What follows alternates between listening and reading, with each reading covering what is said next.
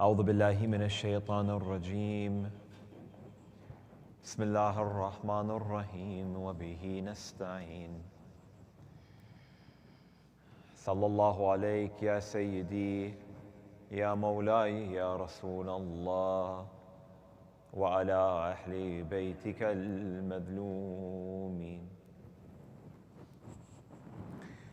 صلى الله عليك يا سيدي يا مولاي مولاي وابن مولاي يا أبا عبد الله يا رحمة الله الواسعة ويا باب نجاة الأمة يا غريب يا مذلوم يا عطشان كربلاء ما خاب من تمسك بكم ولا من من لجأ إليكم سادتي يا ليتنا كنا معكم فنفوز والله فوزا عظيما قال الله العظيم في محكم كتابه الكريم وقوله الحق والأصدق القائلين أعوذ بالله من الشيطان الرجيم إن الدين عند الله الإسلام آمنا بالله صدق الله العلي العظيم صلوا على محمد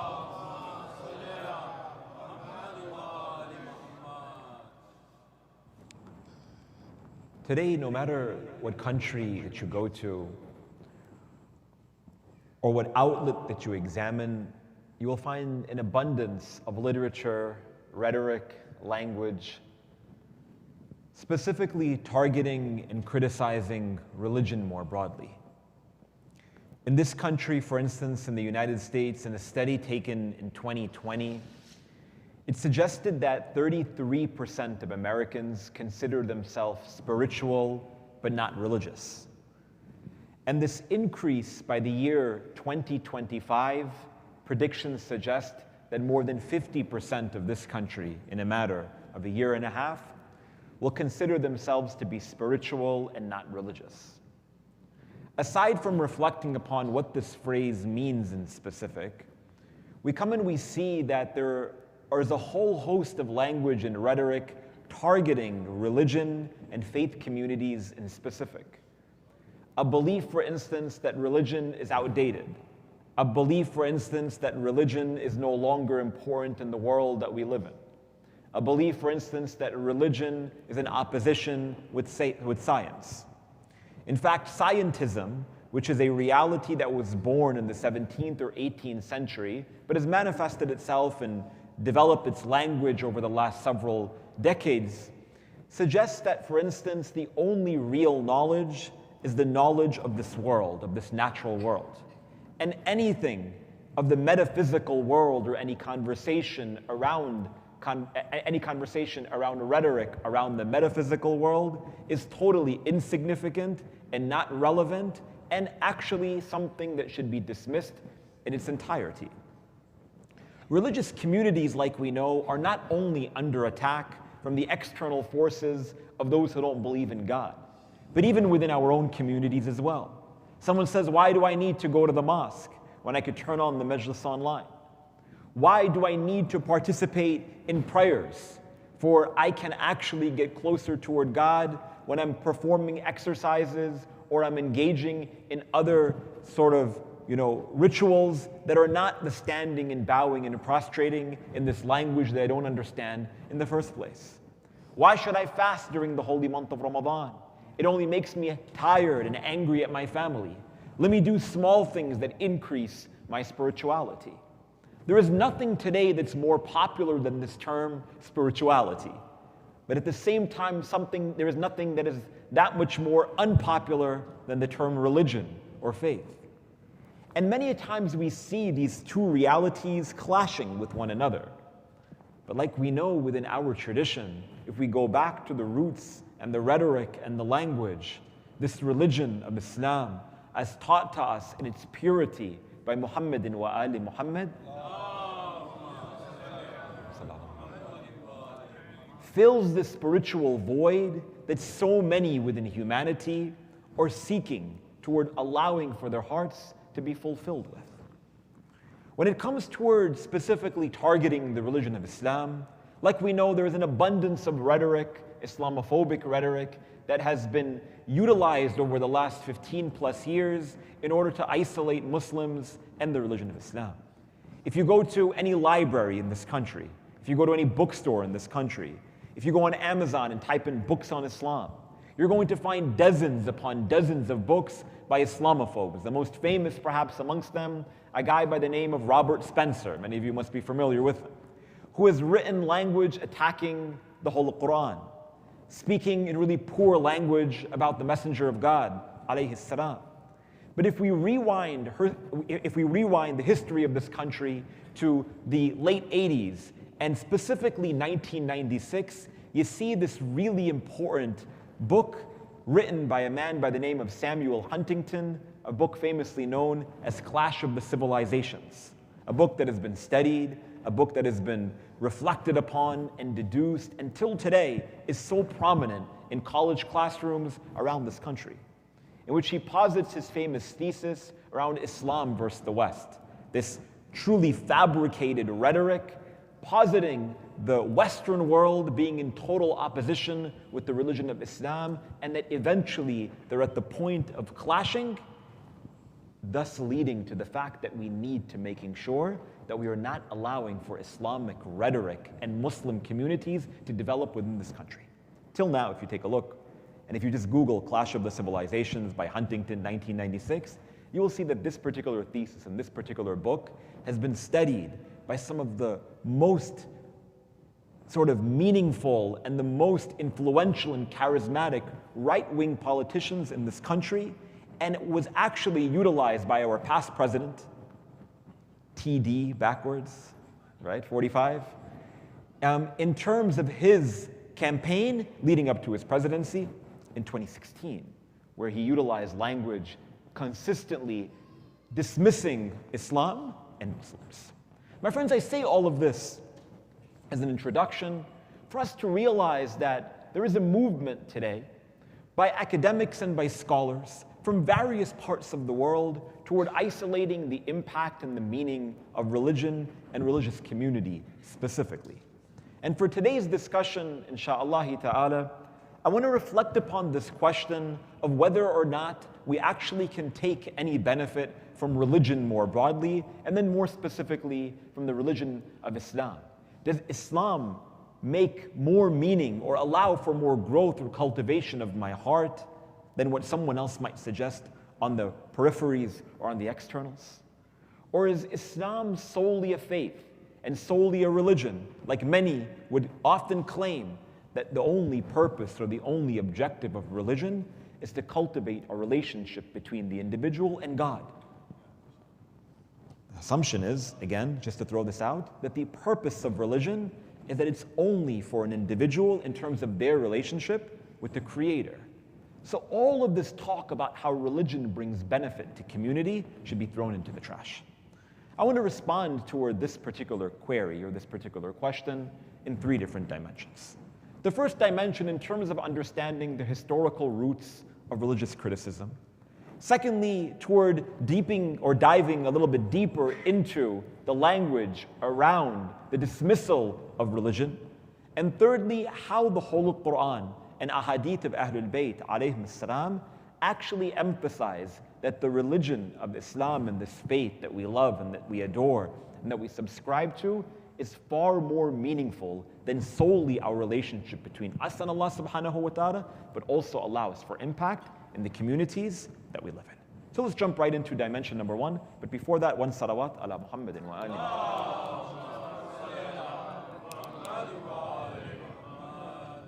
When we take a look at the historical roots of religious criticism in the first place, it's obvious that the first society or the first civilization that was very openly in opposition toward religion and toward religious communities develops during the time of the Enlightenment period. At this clash between those who are experts in the natural sciences, scientists, for instance, in opposition with people of faith. Which is why when we go and when we study religion in this country, if you take a course in religious studies, perhaps at any college, at any university in the United States, you often start by talking about the Enlightenment period.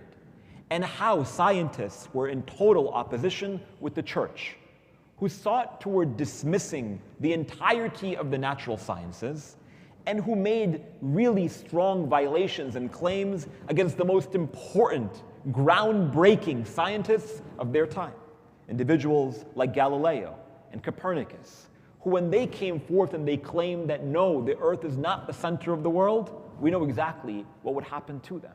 When they claimed that the sun is the center of the universe, and that it is the earth that rotates around the sun, immediately you see that the church dismisses these claims and these statements, and even puts some of the most prominent scientists to death. What happens naturally is that these two communities, they begin to fall into two total extremes. Those individuals in the church who are adamant, dismissing all of the claims of these scientists. And scientists who would dismiss religion and faith community and God in its entirety because of the same exact reason. So you see that these two groups, they fall into these polar extremes. Later on, we see that the variation in the language that was utilized to criticize religion develops into a couple of different factors. And these factors exist till this very day. Let me give you a couple of examples. Amongst the most popular criticisms today of religion is that religion creates individuals who are arrogant. And if you take a look today, perhaps there's some truth to this reality. I say it all the time, that many a times when you see people who start to pray more often, or they start to fast during the month of Ramadan, or they start to read a little bit about the message of the Prophet, or they start to recite ayat of the Holy Quran, the more that someone feels that they're becoming religious, they actually many a times become more judgmental. And of course, that's not religious, that's someone who is doing religion wrong in its entirety. What actually we realize from the Prophet ﷺ and from the Imams of Ahlul Bayt is that as their station raises, they become more humble in front of the eyes of people. But nonetheless, we see in the world that we live in today, there's a sense of what is often thrown around as academic elitism. Someone knows a little bit more, they studied a little bit more, they read a little bit more, and what they often do is they dismiss everyone else just a little bit more. And so many of those criticisms around religion suggest that people who are religious or who claim themselves as leaders within faith communities, they tend to be far more arrogant than the layman. This is number one. A second major criticism of religion is that individuals who are religious often dismiss other people and condemn them toward the most difficult of accounts, and that is the fires of hell. I'm sure you've seen this in the world that we live in today. Many a times you see that every individual, they claim that they are with the truth, the whole truth, and nothing but the truth. And anyone who stands in opposition with any one of their viewpoints, well, they're going to go to hell. Even within our own communities. Someone has a different reading in Islamic history. Someone has a different take on matters of Islamic jurisprudence, and immediately we cast them toward the fringes. We say, this guy's not Muslim, this guy's not Shia, he's Shia light, he is this, he is that. Like, what are we doing? At the end of the day, we see this within communities of religion, communities of faith, far more broadly. You don't believe in this? Well, guess what? You're not going to go to paradise. And this language and this rhetoric, like we know, doesn't really do anything in terms of building community, and certainly doesn't create a positive environment or a positive perception of how we see religion in the first place. So there are criticisms after criticisms when it comes toward matters of religion and faith communities, but one really important point for me to throw out here. Every single one of the mainstream criticisms of religion today don't actually have anything to do with religion. Every one of them have to do with people who observe religion. You see the difference? The way that I practice religion is not the religion of Islam. The way that the Messenger of God, Muhammad sallallahu alaihi wasallam, practices religion, that's Islam. In Islamic law, we have two terms. Just to open up one quick parenthesis for all of your benefit. A term in Islamic jurisprudence known as hukm al-dhahiri, and a second term known as hukm al-waqi'i. Hukm al-dhahiri is the judgment and the conclusion that a scholar of Islamic law and jurisprudence makes on the basis of what they understand to be the truth. Which is why you go and open up the book of Islamic law on any particular question, and many a times the marja at the end of their statement says, and Allah subhanahu wa ta'ala knows best.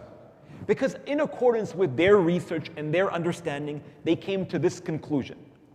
And they believe that to be the truth. But they leave the room open for Allah subhanahu wa ta'ala on the day of judgment to say, no, you're wrong. Rather, this was the truth and you got it wrong because of X and Y and Z, for instance. Hukm al-Zahiri is the law that we have to establish because that is what the sources have deduced and that is what we have been led to. But what it might be in the realm of Allah subhanahu wa ta'ala may be a little bit different. You follow what I'm saying? We submit to that which is in front of us, but very well we could have made a mistake. But don't worry, because as we are taught in the ahadith of the Imams of Ahlul Bayt, when the jurist makes a wrong conclusion, Allah subhanahu wa ta'ala still writes them one reward. And when he makes a correct conclusion, Allah subhanahu wa ta'ala writes for them two rewards. And we as mukallafeen, we who are just trying our best to fulfill our duties and our responsibilities, Allah subhanahu wa ta'ala absolves us of any sin or of any vice or of any transgression. When you go back to every single one of the mainstream criticisms of religion, religious people are judgmental, religious people cast people to hell, religious people are not welcoming. Every single one of these criticisms are not about religion itself, but they're about people who claim to be religious themselves. Everyone see the difference? And this brings me then toward the second dimension of the discussion. So then what exactly is the problem of people when it comes toward religion or religious communities?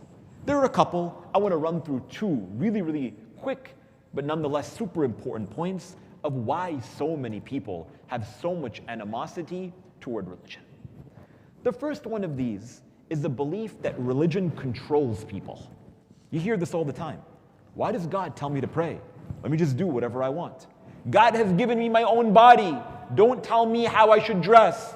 Don't tell me how I should act. Don't tell me when I should fast and when I should go for pilgrimage. Let me do whatever I want. Because I know that my responsibility is to God. So who is X or Y or Z to tell me how I should act? There is a belief and a restriction that many people see when they recognize or when they observe what they call organized religion. They would say that organized religion leads to hierarchy. Hierarchy commands me how to act, what to do, and is too rigid in terms of my approach with how I should practice my day-to-day. Make sense, the criticism? What's the response? The problem, my friends, is not the fact that religion is restrictive. The real problem, my friends, is that our perception of Allah subhanahu wa ta'ala is restrictive. Let me break it down for you in an example. When it comes toward every one of these signs, these stop signs that we see on the road, or the sign that tells us the speed limit, we would hope that local politicians and law enforcement, they have come to a conclusion of why the speed limit on the highway is 55 or 65 miles an hour, and why all of these stop signs are present in these local streets, perhaps because there's data to support that putting a stop sign over here is going to implement a lot more easy flow of traffic.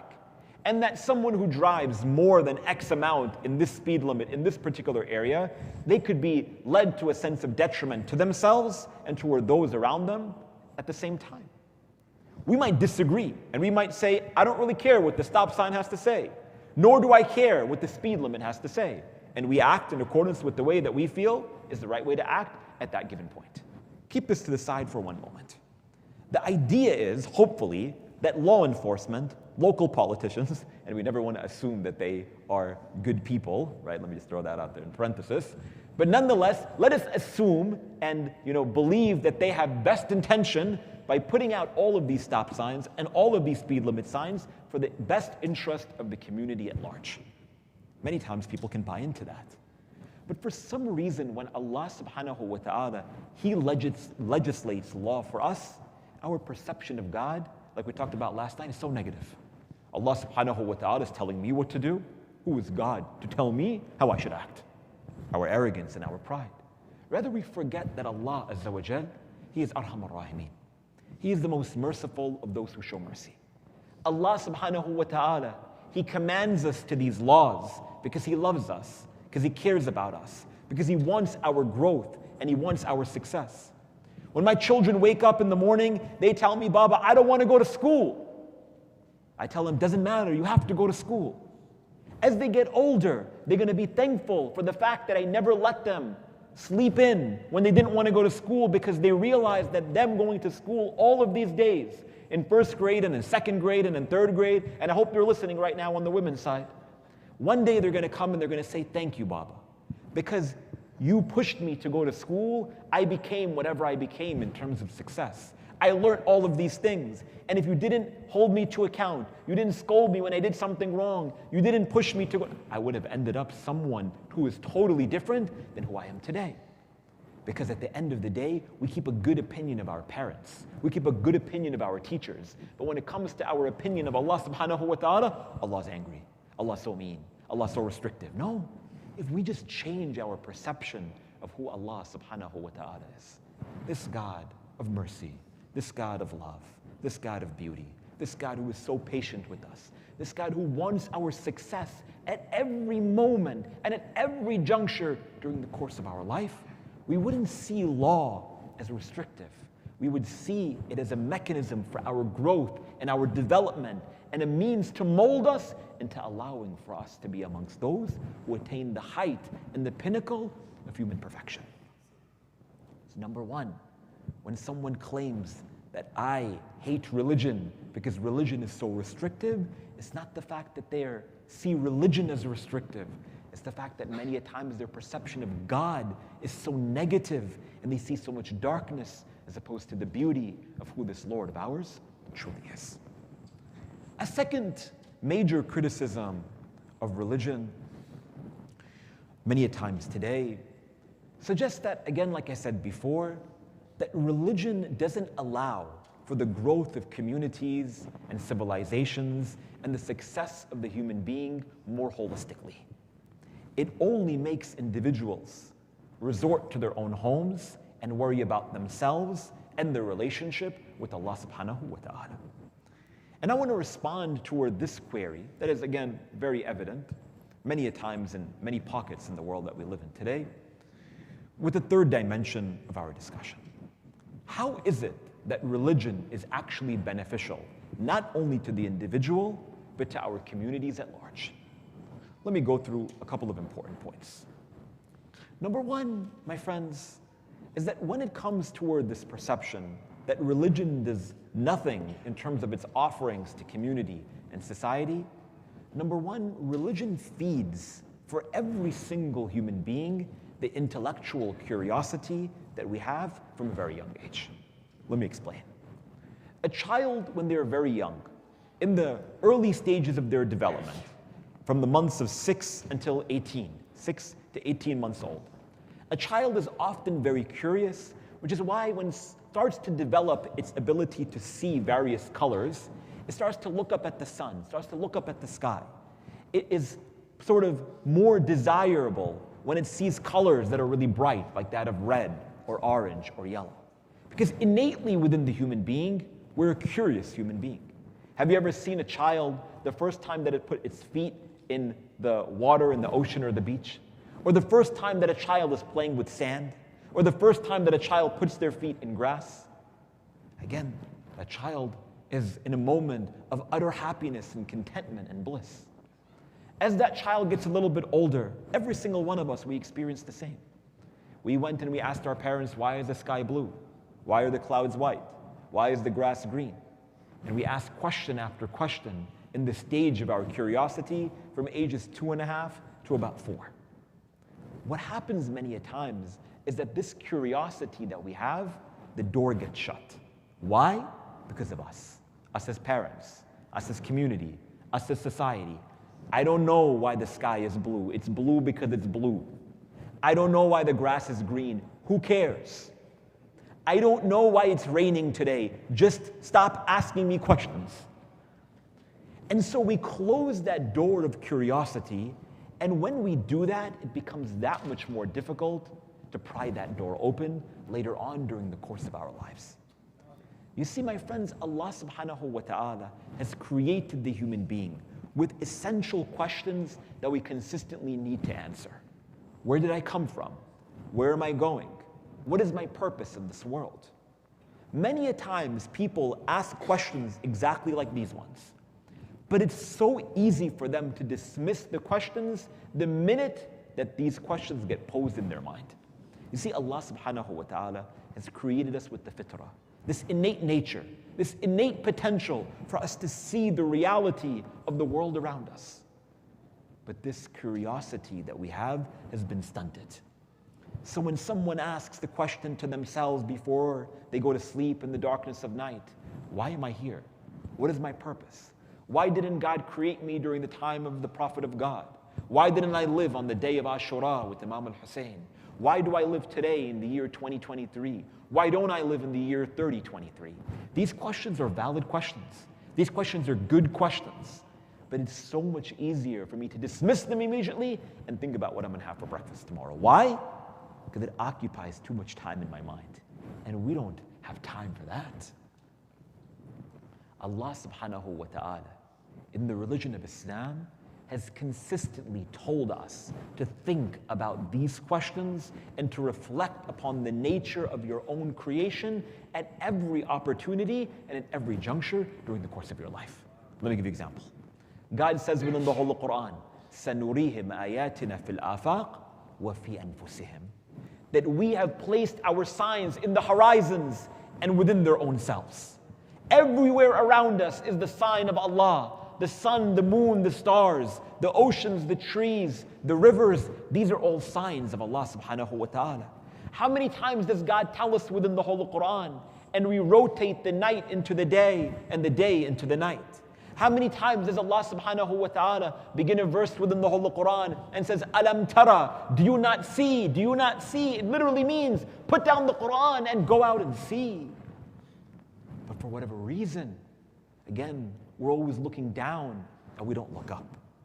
I'll give you a quick anecdote. During the pandemic a couple of years ago, I was living in New York City with my family, and it was a rainy day and no one was able to get out of the house that day. Couldn't get out because of the pandemic and so on and so forth. And in the midst of that rain, this thunder and lightning, and in the middle of the afternoon, finally the rain subsided and the sun came out. And my daughters then, they were, 3 and 5 years old. And perhaps it was the first time that they can actually remember that they saw a rainbow appear in the sky. And so my wife said, oh, look at the rainbow. And my 2 children, they rushed to the window. They're so excited, right? They're kids and they love to see rainbows. Even adults love to see rainbows. And they're staring at it and they're smiling and they're laughing and they're super happy.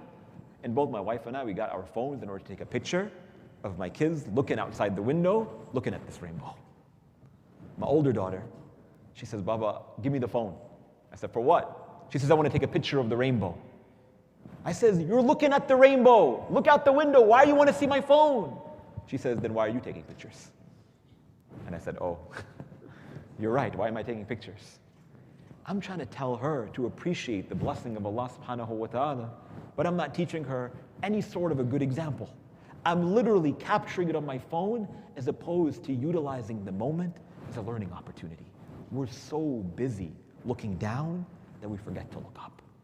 Allah subhanahu wa ta'ala, within the Holy Quran, He commands us in the most practical manner. Every page within the Quran talks about these signs of Allah, the nature that Allah subhanahu wa ta'ala has put on display. Why? Because there's a need and a desire within the human being toward fulfilling this intellectual curiosity that each and every one of us have. So there's assumption that religion does nothing for the growth of the individual and only commands us toward praying and worshiping and so on and so forth. That can be thrown into the trash with at least this one point, that the human being is commanded toward reflecting. And when we reflect and when we contemplate, what happens? رَبَّنَا مَا خَلَقْتَ هَذَا بَاطِلًا سُبْحَانَكَ فَقِنَا عَذَابَ النَّارِ. In the dua of the Prophet of God, which Allah subhanahu wa ta'ala mentions within the Holy Quran, every day after Salatul Isha, the Messenger of God would stand outside of his house and he would look up at the stars and he would say, رَبَّنَا مَا خَلَقْتَ هَذَا بَاطِلًا. all of these stars in the horizons, I know with absolute certainty you didn't create this in vain. There's a purpose behind all of this. So save me from the fires of hell and allow for me to admit myself into paradise. What do we learn from this statement of the Messenger of God? Except that through this appreciation and understanding of all of the signs of God, it allows for us to be a little bit more humble. And when we're a little bit more humble in our own selves, we're more humble with the creation as well. You see what I'm saying? So at the very least, religion commands us to a sense of seeking answers toward these most fundamental questions by means of contemplation, by means of reflection, which lead us toward a sense of humbling ourselves in front of God and at the same time humbling ourselves in front of the creation. Number one. A second command from the religion of Islam that allows for us to see the beauty of this faith tradition of ours is that Allah subhanahu wa ta'ala commands us and calls us toward a sense of social justice at every juncture and at every opportunity during the course of our lives. There is no phrase that is as popular as standing for social justice like we see today. But I mean justice more broadly, but oftentimes in the most practical manners. Amongst the biggest problems that we see in the world today, contributing to all of the social inequities that we have, perhaps there are two vices. The first one of them is racism and bigotry and discrimination within our communities, and a second is a sense of economic injustice within our communities all across the world. The biggest causes of the major social ills that we see in the East and in the West is due to racisms and due to a sense of economic inequities. Take a look anywhere in the world today, and you all know that much better than I. Number one, when it comes toward racism, and when it comes toward the arrogance that the human being develops in their mind, develops in their heart, we see that this was combated day one in terms of Muslim history. And that was on the day when Iblis himself stands in front of Allah and he states, خَلَقْتَنِي مِن نَارٍ وَخَلَقْتَهُ مِن طِينٍ. That you created Adam from dust and you created me from fire. I'm better than him. I'm not going to prostrate toward him. Allah subhanahu wa ta'ala says, leave this language. You submit to my command. And you see this throughout the life and throughout the custom of the Messenger of God, Muhammad sallallahu alayhi wa alihi wa sallam as well. Who would never allow for a moment any language or any rhetoric toward demeaning someone who is a non-Arab, or someone who is not from Quraysh, or someone who is not from Hijaz, or someone who did not speak the language, or so on and so forth. In the example of Bilal, you see this. And even on the day of Ashura, Imam al-Hussein alayhi salam teaches us this lesson. It is stated, if you read the Maqtal, that Imam al-Hussein alayhi salam at 2 points, at 2 times on the day of Ashura, demonstrate a sense of affection in this manner to those who had fallen down from their horse and called out their last call. It is stated that when John, the slave of Abu Dharr al-Ghafari, he falls down from the horse, Imam al-Hussein alayhi salam rushes toward him. And he places his right cheek on the cheek of John in a sense of a show of affection and love. To which he responds, Men mithli, khaddi ala khad ibn bint Rasulillah. He says, who is like me? My cheek rests on the cheek of the son of the daughter of the Messenger of God. The only other time that the Imam alayhi salam does that is when he sees the battered body of his own son, Ali al-Akbar. The black slave and the son of Rasulullah, Ali al-Akbar himself, Imam al-Hussein alayhi salam doesn't differentiate in terms of how he shows them care and love and affection.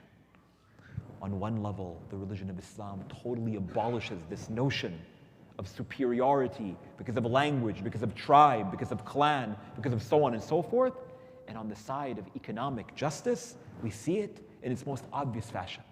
That we are obligated toward paying certain taxes during the course of our lives.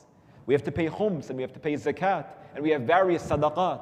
we have zakatul fitra. And when it comes to many of these charitable taxes, particularly the obligatory ones, those who are higher on the socioeconomic scale, they naturally have to pay more. 20% of your savings for someone who makes $5 million is different than someone who makes $1 million, is different than someone who makes $100,000, is different than someone who makes $1,000. At the end of the day, we see that there was a mechanism put in place by Islamic Sharia in order to combat these social inequities and these social justices. So for anyone who claims that, for instance, religion doesn't serve a purpose in terms of it bringing global impact, we see the total opposite of that by means of these examples of social justice within our communities. A third mechanism which allowed for a positive benefit of religion, like we mentioned before, is the fact that the religion of Islam numerous times commits itself toward a notion of humanity. Let me give you an example. Allah subhanahu wa ta'ala states within the Holy Quran, إِنَّمَا الْمُؤْمِنُونَ إِخْوَةٌ, that surely the believers are brothers. Allah subhanahu wa ta'ala says within the Holy Quran, وَبِالْوَالِدَيْنَ إِحْسَانًا. Allah subhanahu wa ta'ala says within the Holy Quran, قُوا أَنفُسَكُمْ وَأَهْلِيكُمْ نَارًا. Numerous times within the Holy Quran, Allah subhanahu wa ta'ala talks about the importance of family. He talks about the importance of community. He talks about the importance of caring and providing and taking care of your parents and taking care of your children and taking care of one another, believing brothers and sisters. Throughout the ayat of the Holy Quran, you see this as a consistent theme. The idea is that the religion of Islam is not only meant to be something that is personal between me and God, but it's meant to being something that also allows for the growth of our communities and civilizations and our families as well. لَن تَنَالُوا الْبِرَّ حَتَّى تُنْفِقُوا مِمَّا تُحِبُّونَ. That you will never attain righteousness until you give out of that which you love the most. What do we love? We love wealth. We love time. We love ourselves. You will never attain righteousness until you give out of all of these realities of yourself, because this world is too short. And all of this rhetoric and language in the world that we live in that tells us only worry about yourself, only think about yourself, you only live once, you need to take a break, only care about yourself, worry about your own health. At some points, at some junctures, yeah, do that. You can't make a difference in the community if you're not making a difference within your own self, but not to the detriment and to the negligence of those within our communities, particularly the most isolated and marginalized. Which is why the Messenger of God, sallallahu alaihi wasallam, Allahumma salli. In the early days of the prophetic message in Mecca, the first groups of Muslims to believe in the message of Rasulullah were three. Amongst them were slaves, amongst them were the poor, and amongst them were women. What's the common denominator between slaves, the poor, and women, other than the fact that every one of these three groups were the most isolated within their communities? Because it was the message of Islam that brought people on the brinks and on the fringes of society, and he brought them a sense of value. Today, you fast forward, my friends, 1,400 years later, we see no difference. Those who are the most isolated within our communities are still women, are still those who are poor, and slavery in terms of all of its various definitions. Meaning that it becomes our job as believers, as Muslims, as those who uphold these teachings of Ahlul Bayt alayhim as-salam, toward supporting these dynamics and these communities within the fold of our mosques and within the fold of our institutions, and supporting them to the best of our abilities and capacities. And a fourth positive benefit of religion, as we see, is the fact that it feeds the spiritual relationship between us and Allah subhanahu wa ta'ala, but it doesn't stop with us and Allah subhanahu wa ta'ala. Let me explain. Undoubtedly, there's something really beautiful, though we often take it for granted, about the discipline of prayers, where we pray in the morning and in the afternoon and in the evening. And the idea beyond these prayers, like we know, is again to create the sense of humility between us and Allah subhanahu wa ta'ala. and someone who's truly serious about their prayers.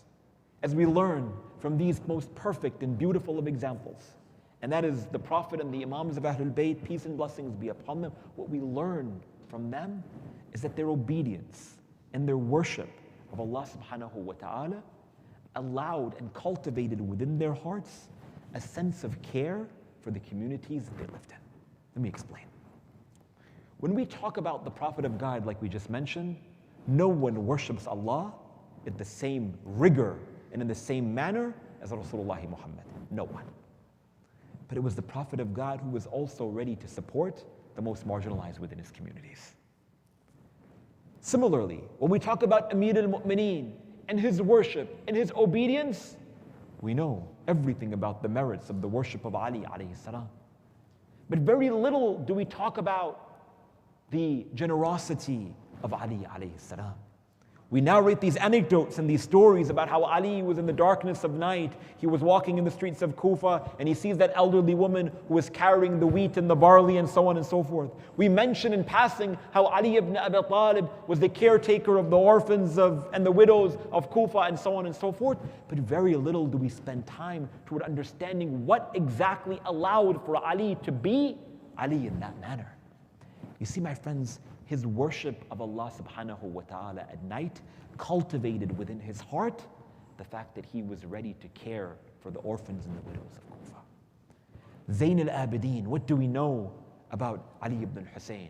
We know about his dua, we know about his grieving for Imam al-Hussein, we know about his worship, but what we often neglect is the fact that immediately after the death of Imam Zayn al-Abidin alayhi salam in the city of Medina, homelessness increases.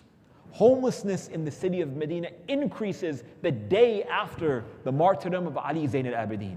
The governor of Medina writes to Damascus, please send rations so that we can distribute it to the poor of Medina. He writes back and he states, you've never complained to me for decades that there is a shortage of food or of resources in your city. Why are you telling me that today? He says, because Ali ibn Hussein died. And he used to be the one to be out on the streets giving food and wheat and barley and drink to the homeless of Medina. What do we learn from Ahlul Bayt? That at the end of the day, this worship of Allah subhanahu wa ta'ala commands us and cultivates within ourselves to also be at the support of our community. Which is why when Muhammad al-Baqir alayhi salam, he narrates many years later, after the death of Imam Zayn al-Abidin, it's mentioned in some of our books of hadith, I forget which one specifically, he states that when I was performing ghusl of the body of my father Zayn al-Abidin alayhi salam, there were 3 types of marks on his body. Amongst them, of course, were the marks from prostration on his forehead and on his palms and on his knees. Amongst the marks on his body were the marks of that which he had to endure from that voyage from Karbala to Kufa and from Kufa to Sham. But the 3rd type of mark on the back of my father Zayn al-Abidin were bruises, fresh bruises from the weight that he used to carry of the wheat and the barley, distributing it to the people of Medina. My friends, when it comes toward understanding religion, the problem is that many people haven't seen the beauty of our faith. They haven't been exposed to the light of this religion and the light of Muhammad and Muhammad. And many a times it's because we have allowed solely for this faith and for this practice and for these rituals to be within our walls, and we fail to export the ideology externally. And my friends, I'm not saying, nor do I believe in proselytizing our faith within our own communities or in societies or in local churches or whatever it might be. That's not my thing. My whole thing, my friends, is to recognize that we have beauty and we have light and we have the best of examples. And I want to share these examples with those around us. But it starts with us committing ourselves to them truly, holistically, with regards to who they were. In the words of Imam as-Sadiq alayhi salam, he states, "Kunu du'atan lana samitin," that call people toward us quietly, act in accordance with the etiquette and with the virtue and the beauty of Ahlul Bayt, peace and blessings be upon them. And you will see that everyone will find that religion brings benefit, not only to the self, but to the community at large. And on these days when we come and when we grieve and when we weep, Let it be a mechanism and a means to inspire us that after these days of Aza for Imam al-Hussein, salamullah alayh, that we commit ourselves toward upholding those values in these streets and in these communities that we live in. Because with this beauty that we have, my friends, comes a sense of really important responsibility. We hold the best of examples and the best of teachers and the most beautiful and the most luminous of lights. Why wouldn't I want to share the light of Muhammad and Ali and Fatima and Hassan and Hussein to the world via my etiquette and via my action? Sallu ala Muhammad.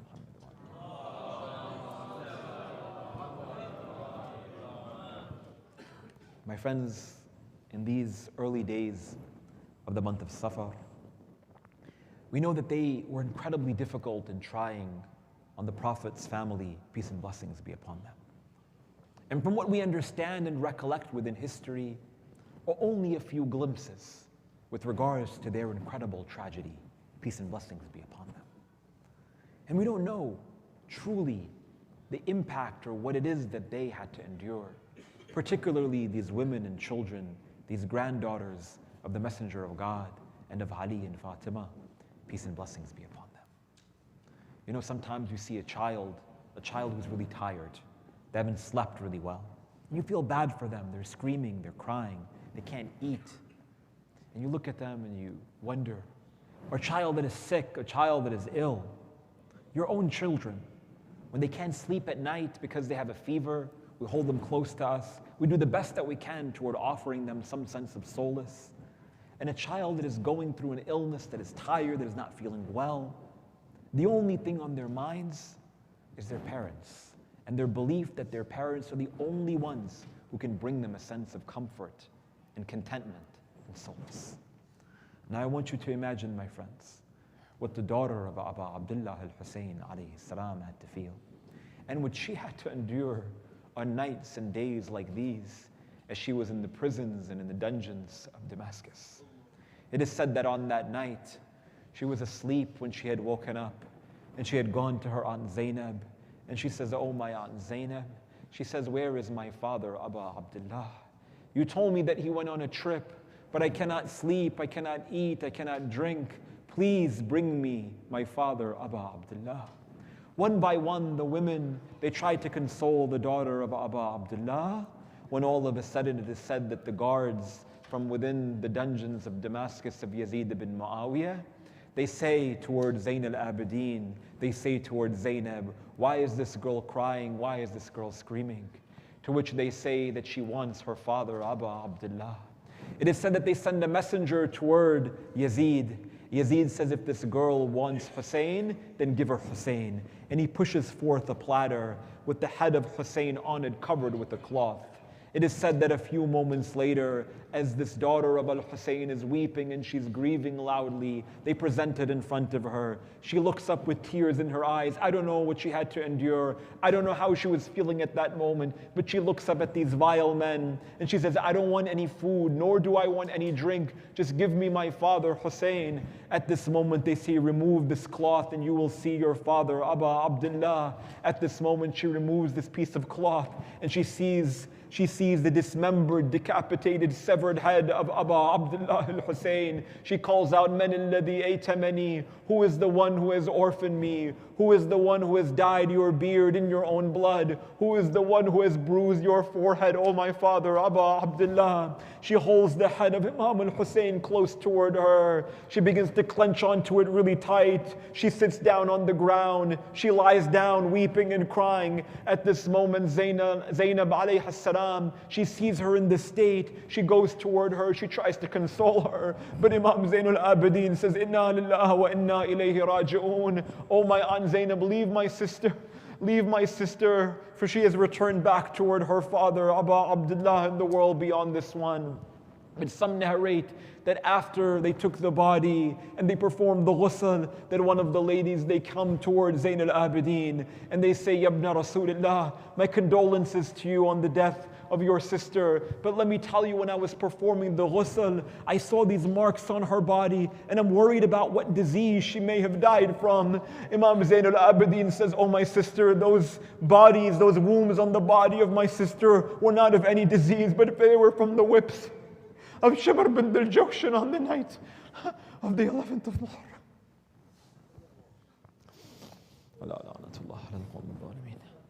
Matam Hussein, Ya Hussein.